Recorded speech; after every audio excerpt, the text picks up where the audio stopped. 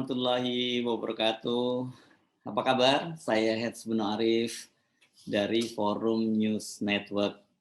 Menko Marinvest Luhut Panjaitan membuat pengakuan yang mengejutkan. Dia mengaku terkejut ternyata 3 perusahaan sawit besar di Indonesia memilih kantornya di Singapura. Padahal mereka ini kan mendapatkan keuntungan yang sangat besar dengan memperoleh berbagai fasilitas termasuk hak guna usaha lahan yang sangat luas di Indonesia. Begitu Presiden minta saya memanage minyak goreng, orang pikir hanya minyak goreng. Tidak, saya langsung ke hulunya. Anda sudah baca di media, semua kelapa sawit itu harus kita audit. Ini kata Luhut hari Kamis lalu ya. Saya lapor ke Presiden, Pak, headquarters-nya atau kantor pusatnya harus pindah ke sini. Bayangkan dia punya 300 sampai 500 ribu hektar headquarters-nya di luar negeri. Dia bayar pajaknya di luar negeri. Not gonna happen. You have to move your headquarters to Indonesia. Itu kata Pak Luhut saat menghadiri seminar yang digelar oleh Sekolah Tinggi Teknologi Angkatan Laut. Pengakuan Luhut Panjaitan ini jelas membuat banyak orang terkejut. Nggak salah nih. Sebagai seorang menteri yang sangat berkuasa dan juga pengusaha besar yang memiliki sejumlah lahan kelapa sawit, pernyataan Pak Luhut ini tentu saja sangat aneh bin janggal. Masa iya sih Pak Luhut baru tahu? Ini kalau betul-betul Pak Luhut tidak tahu, ini disebut oleh anak muda sekarang kudet alias kurang update. Tapi rasanya sih nggak mungkin ya Pak Luhut nggak tahu, karena dia ini kan disebut menteri segala urusan. Masa urusan yang begini yang berkaitan juga dengan perusahaannya dia tidak tahu. Di media sosial pernyataan Pak Luhut ini jadi bulan-bulanan netizen. Tapi bukan hanya netizen biasa ya, ada ekonom Antoni Budiawan itu juga menyindir Luhut. Terdengar sangat patriotik, namun publik kaget. Kok baru tahu ada perusahaan sawit berkantor pusat di luar negeri? Itu kata Antoni Budiawan, ini dia Managing Director Political Economic and Policy Studies, PEPS. Itu melalui akun Twitternya Jumat malam. Menurut Antoni, bukan hanya perusahaan kelapa sawit loh yang berkantor di luar negeri, banyak sekali perusahaan Cina yang menambang nikel di Indonesia, kantor pusatnya juga tidak di Indonesia. Apa Elon Musk, ini pemilik Tesla, juga pemilik SpaceX, itu juga harus memindahkan kantor pusatnya ke Indonesia? Gitu tanya Antoni secara retorik. Anda pasti penasaran ya, perusahaan apa saja sih yang berkantor di Singapura itu? Ini saya coba buka-buka sejumlah media yang menelusuri alamat kantor perusahaan minyak sawit besar. Ini ada beberapa yang mau saya kutip, ada di Kompas TV. Misalnya dia menyebutkan begini, ada satu yang berkantor di Singapura itu Royal Golden Eagle International atau RGEI. Ini dulunya ini dikenal sebagai Raja Garuda Mas, itu juga berbasis di Singapura. Tapi ini miliknya siapa? Ini milik konglomerat Indonesia, Sukanto Tanoto. Jadi walaupun dia pengusaha Indonesia, mendapatkan keuntungan besar dari bisnisnya di Indonesia, tapi dia memilih kantor pusatnya di Singapura. Apa saja sih perusahaan kelapa sawit dan produsen yang berada dalam kelompok bisnis RGEI ini? Ini ada Asian Agri dan juga Apical. Nah, kalau ini yang mengutip dari laman resmi Asian Agri, perusahaan ini punya 30 perkebunan kelapa sawit dengan luas total 100.000 hektar di Provinsi Riau, Jambi, dan Sumatera Utara. Ini belum masuk belum masuk luasan lahan kelapa sawit plasma. Sebelum dikenal sebagai Raja Sawit, kelompok RGI ini lebih dikenal di industri kayu ya. Dia industri kertas dan pulp di bawah bendera Asia Pacific Resources International Holding atau APRIL.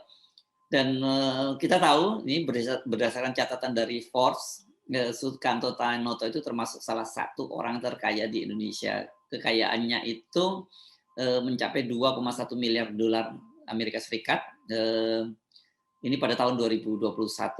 Jadi dia bukan hanya orang terkaya, orang tajir di Indonesia, tapi untuk di dunia dia juga masuk orang terkaya di dunia, urutannya 1561. Apalagi perusahaan Indonesia yang berkantor di Singapura. Yang kedua ini First Resources Ltd.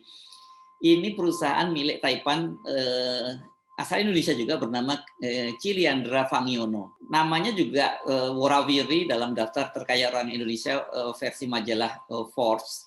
Dan yang menarik ini dia termasuk orang-orang muda terkaya nih. Usianya itu sekarang baru sekitar 45 tahun. dan dia itu menempati posisi ke-30 orang terkaya di Indonesia dengan usia paling muda ya.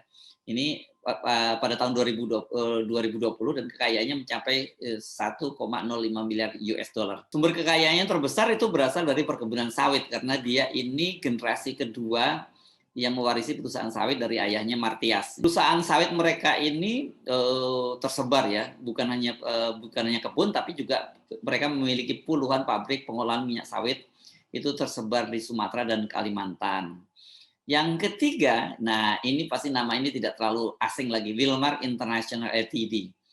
Ini salah satu perusahaan kelapa sawit terbesar di Indonesia dan mereka ini juga yang termasuk yang menikmati hak guna usaha, skema hak guna usaha lahan-lahan milik pemerintah untuk menanam kebun sawit ini. Kenapa saya sebut nama perusahaan ini pasti sangat familiar? Karena anak perusahaannya kan Wilmar Nabati di Indonesia itu kemarin termasuk yang komisarisnya ditetapkan sebagai salah satu tersangka mafia minyak goreng oleh Kejaksaan Agung. Nah, Wilmar International ini bukan hanya kantor pusatnya di Singapura, tapi dia juga tercatat sebagai salah satu perusahaan terbesar dari sisi kapitalisasi pasar di Bursa Efek Singapura atau Singapura Stock Exchange. Kalau kita kutip dari laman resminya, Wilmar International ini berkantor di Biopolis Road, Singapura nomor 28. Dan mereka ini tapi mengklaim bahwa bukan hanya di Indonesia ya perusahaan mereka, karena mereka ini punya pabrik dan jaringan distribusi yang tersebar di Cina, India, dan berbagai negara lainnya. Itu kalau versi Kompas. Tapi versi CNBC lain lagi, dia menyebut bahwa ini mengutip dari situs resmi Musim Mas Group. Ini disebutkan bahwa perusahaan minyak sawit tersebut juga berkantor pusat di Singapura tapi dia beroperasi di 13 negara.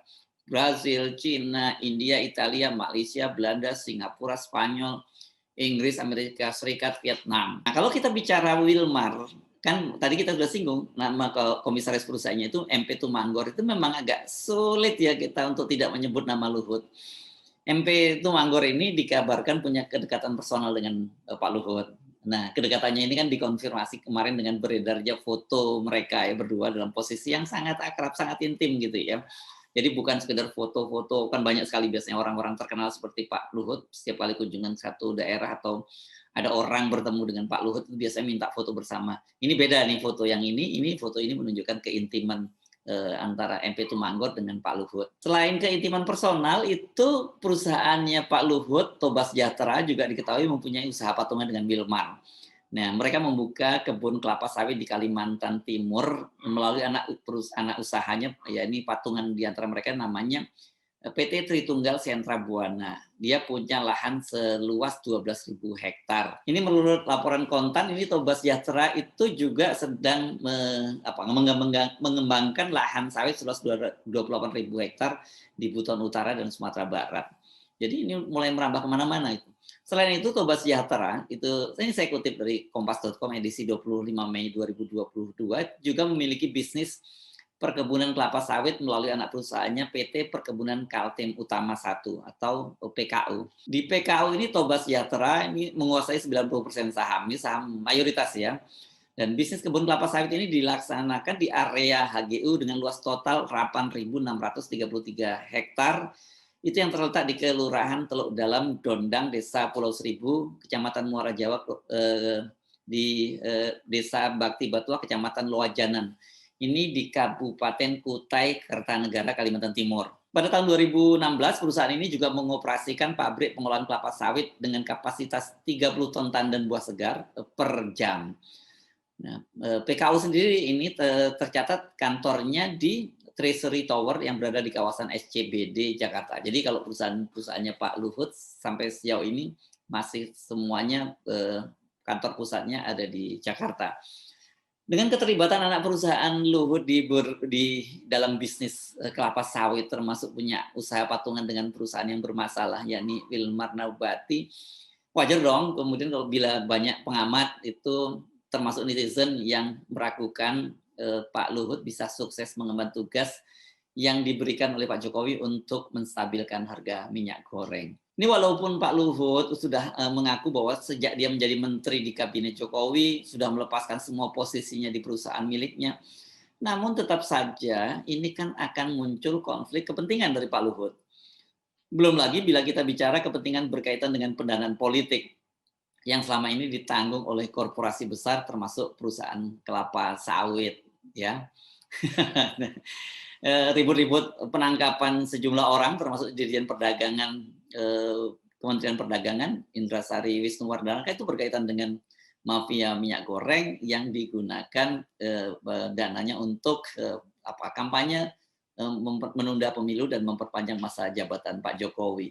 Jadi ya berat dengan konflik kepentingan semacam ini. Bukan hanya konflik kepentingan bisnis, tapi juga ada konflik kepentingan politik. Ini sudah berkelindan antara bisnis dan politik. Tapi seperti biasa, Pak Luhut nggak begitu hero lah dengan munculnya suara-suara sumbang yang mempertanyakan keseriusan menangani problem kelangkaan dan harga mahal minyak goreng ini. Dia mengaku nih awal Juni ini, ya, ini bersamaan dengan dicabutnya subsidi harga minyak goreng tanggal 31 ya, sehari sebelumnya minyak goreng itu, dan Pak Luhut akan mulai awal Juni melakukan audit secara menyeluruh terhadap perusahaan minyak goreng dan memaksa mereka yang sekarang pindah yang punya kantor di Singapura harus pindahkan kantornya ke Indonesia. Jadi kalau seluruhnya akan diaudit termasuk tentu saja perusahaannya Pak Luhut ya. Saya sih sepakat dengan ekonom senior Antoni Budiawan ini ya. Pernyataan Pak Luhut tadi memang sangat patriotis ya, bahwa mereka nggak bisa seperti ini lagi. Mereka harus memindahkan perusahaannya ke Jakarta, ke Indonesia, bukan di Singapura. Enak saja mereka menggunakan lahan di Indonesia, HGU-nya ratusan ribu hektar, bahkan ada yang dapat jutaan loh, datanya kalau tidak salah gitu ya. Ini tapi kemudian berkantor di Singapura, bayar pajaknya ke Singapura, melantainya juga di bursa Singapura. Ini benar-benar sebuah ironi. Karena itu memang pernyataan Pak Luhut tadi terkesan sangat patriotis. Namun sekali lagi dengan begitu dalamnya cengkeraman oligarki dalam pemerintahan, serta keterlibatan perusahaan Pak Luhut dalam bisnis kelapa sawit, Pak Luhut yang ngaku terkejut bahwa mereka punya kantor di Singapura, sekali lagi ini sangat aneh dan janggal. Saya Hersmono Arif dari Forum News Network. Sampai jumpa lagi. Assalamualaikum warahmatullahi wabarakatuh.